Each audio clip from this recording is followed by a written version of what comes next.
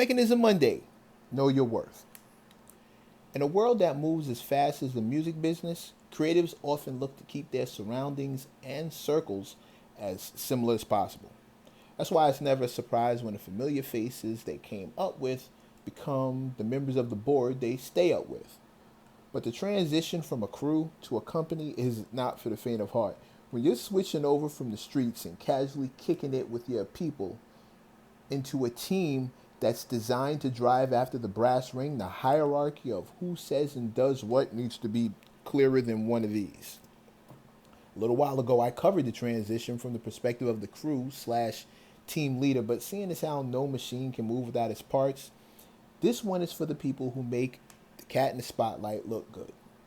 Now, I know from firsthand experience, it is not easy backing the horse you've decided to bet on. Trying to keep them happy without overindulging their vices, non-stop job. Sharing an honest critique without critically wounding their confidence, conundrum. And they may dangle a carrot of future fortunes and promise paydays after they blow.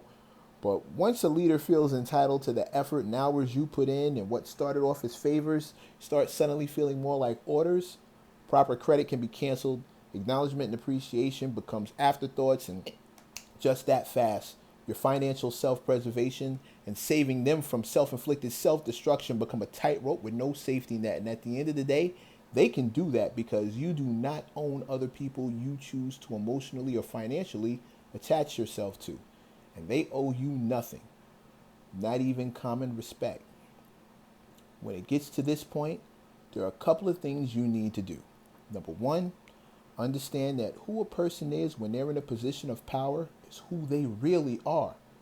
Any nice talk you get when times are slow is a cap that's coming off the second they get the juice back. So stop making excuses for them. Second, recognize that unconditional love is not unconditional tolerance. The love you have for that person may keep you under the thumb longer than you need to be.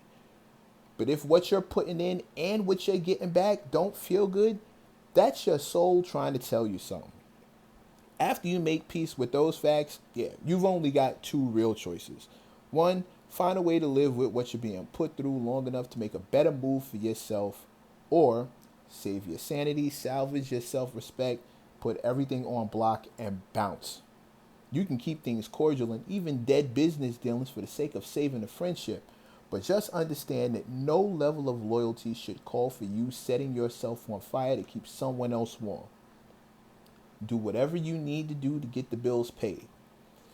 Just remember that your sense of self-worth should never be a part of any deal because it's not for sale.